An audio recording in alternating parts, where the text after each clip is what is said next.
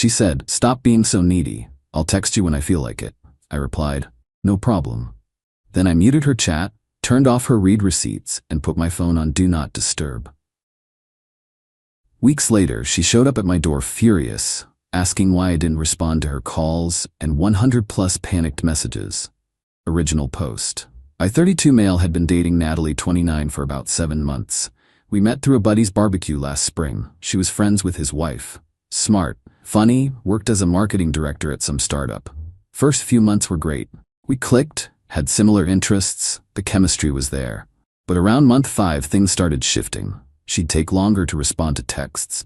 Plans would get canceled last minute. When we did hang out, she seemed distracted, always checking her phone. Classic signs, right? But whenever I brought it up, she'd flip it on me. "God, you're so needy lately. Can't you just give me space to breathe? Not everything revolves around you." The conversation that ended it happened 3 weeks ago. We were supposed to grab dinner Friday night. She canceled Thursday evening, 3rd time that month. I called her. "Hey, just wanted to check if everything's okay. You've seemed distant lately." Heavy sigh from her end. "There you go again. This is exactly what I'm talking about." "What do you mean?" "You're suffocating me. Constantly texting, always wanting to know where I am, needing validation every 5 seconds. It's exhausting." "Natalie, I sent you 2 texts today. Good morning and asking about dinner. It's not about the number, it's the energy. You're so needy, like a puppy that needs constant attention." That stung. "So what do you want?" "I want to text when I feel like it. Call when I want to talk. Not because you need your daily dose of reassurance. Stop being so desperate." "All right." "What?" I said, "All right, no problem." "Good, finally. I'll text you when I feel like it." She hung up. I sat there for maybe 10 minutes, phone in hand. 7 months. I'd rearranged my work schedule for her events, helped her move apartments, met her parents, and now I'm needy for basic communication? Fine. She wants to text when she feels like it. Let's see how that works out. I opened her chat, hit mute, no notifications, went to settings, turned off read receipts just for her. Then put my whole phone on Do Not Disturb, only allowing calls from family and close friends through. If she wanted space, she'd get all the space in the universe. Update 1. First week was honestly harder than expected. Kept catching myself almost checking her chat. Had to physically put my phone in another room sometimes. But I stuck with it. Meanwhile, life went on. Caught up with friends I'd been neglecting. Actually finished that woodworking project in my garage.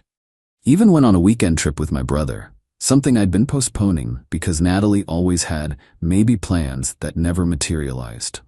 My buddy Derek asked about her the second week. Haven't seen Natalie around lately. We're giving each other some space. That code for breaking up? Code for exactly what I said, space. He gave me a look but didn't push it. What I didn't know but would find out later was that Natalie's text when I feel like it started almost immediately, according to the mountain of messages I'd eventually see. Day 1, "Hey, thinking about you." Day 2, "Wanna grab coffee this week?" Day 3, "Hello?" Day 4, "Are you seriously ignoring me?" Day 5, "This is really immature." And it escalated from there. But with notifications muted and read receipts off, she had no idea if I was even seeing them. As far as she knew, I could have been reading every single one and choosing not to respond. Or maybe I hadn't looked at my phone in days. The uncertainty must have been eating at her. By week 2, she'd switched tactics. Called my work. I'm a contractor, have a business line. My office manager took a message. I didn't call back. She tried reaching out through Instagram. I don't check it often anyway, so that was easy to miss. Then came the mutual friends. Derek's wife Melissa called me. "Hey, quick question. Is everything okay with you and Natalie?" "Why?" "She texted asking if you were all right, said she hasn't heard from you.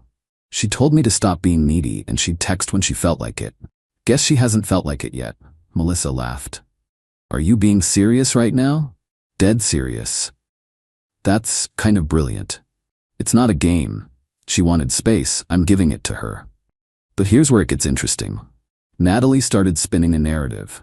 Told people I was punishing her with the silent treatment, that I was being manipulative and emotionally abusive, made herself the victim. Melissa filled me in later. Natalie had sent her these long messages about how worried she was, how she just wanted to make sure I was okay, how cruel I was being.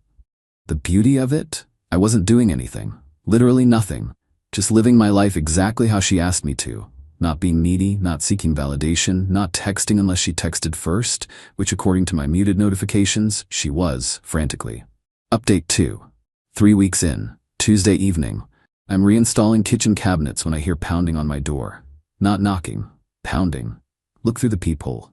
Natalie, hair a mess, mascara smudged, looking absolutely unhinged. Open the door. I know you're in there. Your truck is outside. I opened it but kept the chain on. Hey Natalie. Don't you hey Natalie me? Where the hell have you been? I've been right here. I've been texting you for weeks, calling. I even went to your work. Okay? Okay? That's all you have to say? You said you'd text when you felt like it. I assumed you hadn't felt like it. Her face went from red to purple. I sent you hundreds of messages. Huh. Must be a phone issue. Show me your phone. No. Why not? Because you told me I was needy and suffocating. I'm giving you space? Isn't that what you wanted? I didn't mean. That's not. You know what I meant. I know exactly what you said. Stop being needy. Don't text unless you text first. Give you space. That's what I'm doing. This is manipulation.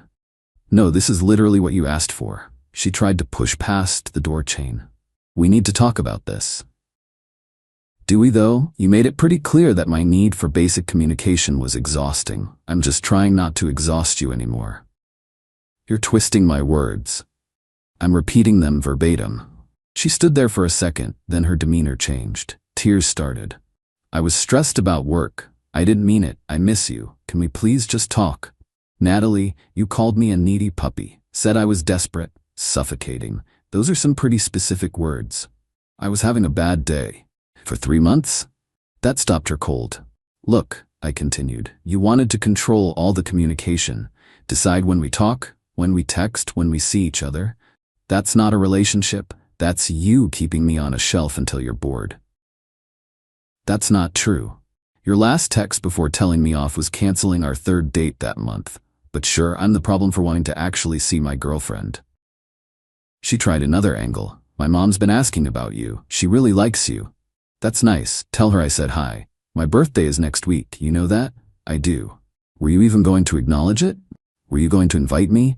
Or would that be too needy of me to assume? More tears, but now I could see the anger underneath.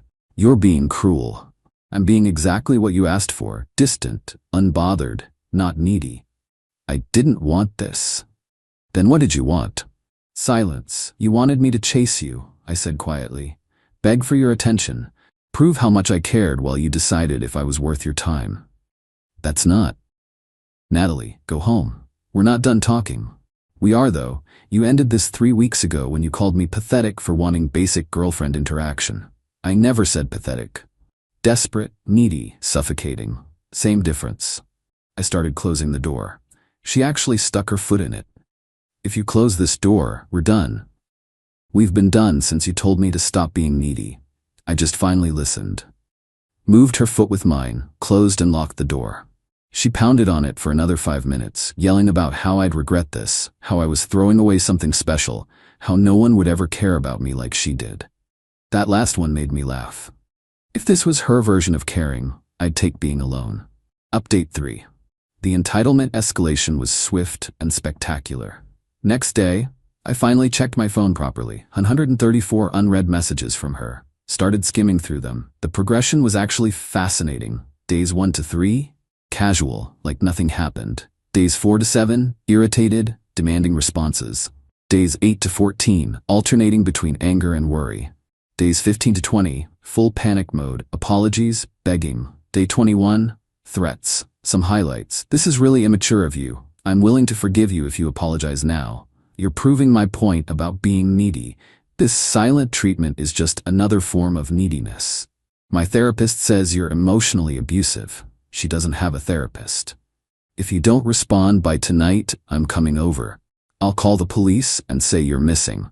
Your stupid ego is ruining everything. I hope you're happy knowing you've traumatized me.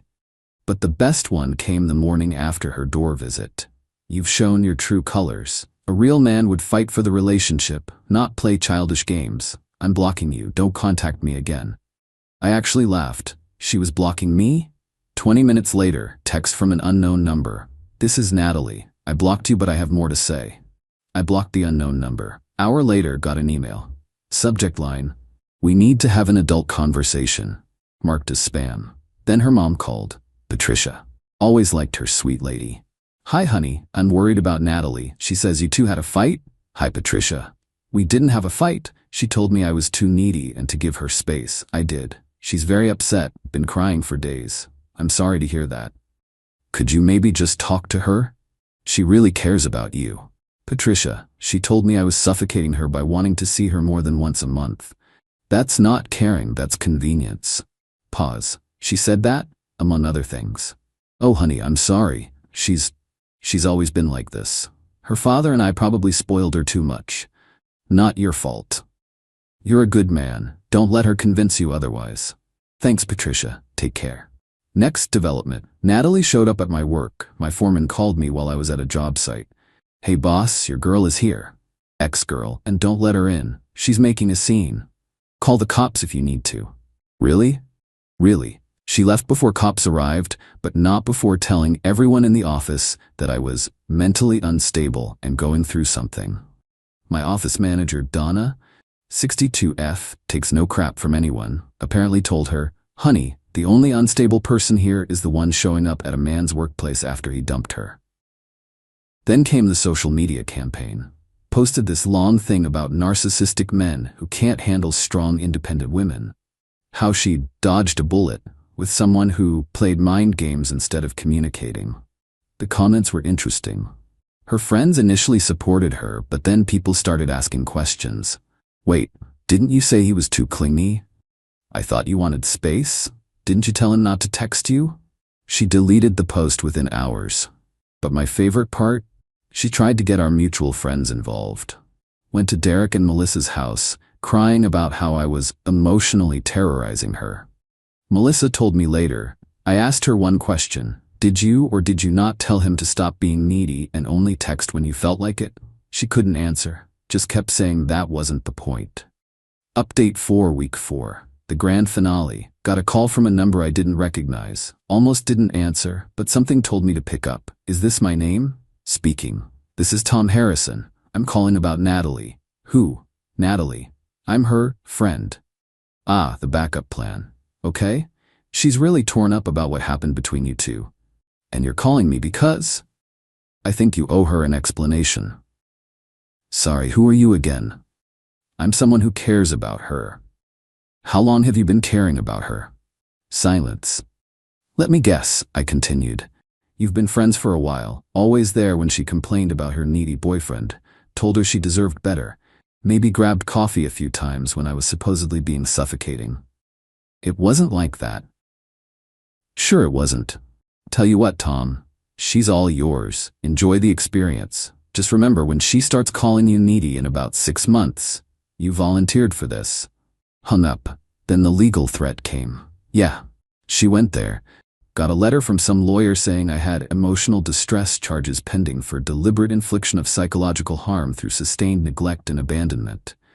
I took it to my cousin, who's a paralegal. She laughed for 5 solid minutes. "This isn't even on official letterhead. It's just some template she found online." "So I shouldn't worry?" "About this? No. About her being completely unhinged? Maybe." Decided to be proactive. Went to the courthouse, filed for a no-contact order. Had documentation of her showing up at my home, my work, the harassing messages, the fake legal threat. Judge granted a temporary restraining order immediately. She was served the next day. The voicemail she left from her friend's phone, violating the order, was unhinged. "A restraining order? Are you serious? I'm the victim here. You psychologically abused me. You're going to regret this. My father is friends with the mayor. You're done. You're so done." Forwarded that to my lawyer. Violation number 1. She tried one more time. Sent her friend Brittany to my house with a letter. Brittany seemed embarrassed. "I'm really sorry about this," she insisted. "I can't take that. There's a restraining order." "I know. I told her this was stupid. But she's not handling this well." "That's not my problem anymore. For what it's worth, we all knew she was treating you badly. The constantly canceling, the hot and cold stuff. You deserve better. Thanks. She's been like this with every boyfriend, pushes them away, then freaks out when they actually leave. Sounds like she needs therapy, not a relationship. I've been telling her that for years. Final update. It's been 3 months now since the whole thing started. The restraining order is permanent now. She violated it 3 times in the first month with various attempts to contact me through third parties. From what I hear through the grapevine, Tom lasted about 3 weeks before she pulled the same hot and cold routine with him. She's been through 2 more guys since then, lost some friends who got tired of the drama, still posts vague things about toxic exes and surviving emotional abuse. Told people I was stalking her while she was violating a restraining order. As for me, I'm good. Better than good, actually. Started my own contracting business instead of working for someone else. Something I'd wanted to do for years, but Natalie always said was too risky. Been dating someone new for about a month. Her name's Carmen, works as a nurse. Know what she said on our second date? I appreciate how responsive you are with texts. My ex would go days without responding, and it drove me crazy. I laughed. Trust me, communication won't be a problem. The difference is night and day. Carmen actually wants to see me. Makes plans and keeps them. Responds to texts like a normal person. Doesn't treat basic relationship interaction like some massive burden. Ran into Melissa last week at the hardware store. Heard you're doing well. Can't complain. Natalie's still telling people you emotionally abused her. She's entitled to her version of events. Derek ran into her at a bar last weekend. She was drunk, crying about you to some new guy. 3 months later? Apparently you were the one that got away. I didn't get away. She pushed me out, then got mad when I didn't come crawling back. That's what Derek told her. How'd that go? She threw a drink at him. We both laughed. Here's what I learned from all this. When someone tells you that your basic needs are too much, believe them. Don't try to convince them otherwise. Don't minimize yourself to fit their comfort zone. Just walk away. Natalie wanted a relationship entirely on her terms, where she controlled when we talked, when we met, how much attention I was allowed to want. That's not a partnership. That's emotional manipulation. The funniest part? All I did was give her exactly what she asked for. Complete space. No neediness. No texts unless she initiated. And it broke her brain because what she actually wanted was me desperately chasing her while she decided if I was worth her time. Some people don't want a partner. They want a fan club they can turn on and off at will. The restraining order is still active. She still occasionally tries to test it through fake social media accounts or flying monkeys. Each violation gets documented and reported. My lawyer says she's building quite the legal file for herself. Another few violations and she might be looking at actual charges, but that's not my problem anymore. She wanted space. She got an entire universe of it. The best revenge isn't some elaborate plan. Sometimes it's just taking someone at their word and letting them live with the consequences. Thanks for reading this saga. Feels good to get it all out. For anyone dealing with similar hot and cold behavior, you're not needy for wanting basic relationship stuff. You're not suffocating for wanting to see your partner more than twice a month, and you're definitely not desperate for expecting consistent communication. Find someone who actually wants to be with you, not someone who treats you like an inconvenience they occasionally pencil in. Peace out, Reddit. I'm gonna go text my girlfriend. You know, like a normal person in a healthy relationship does.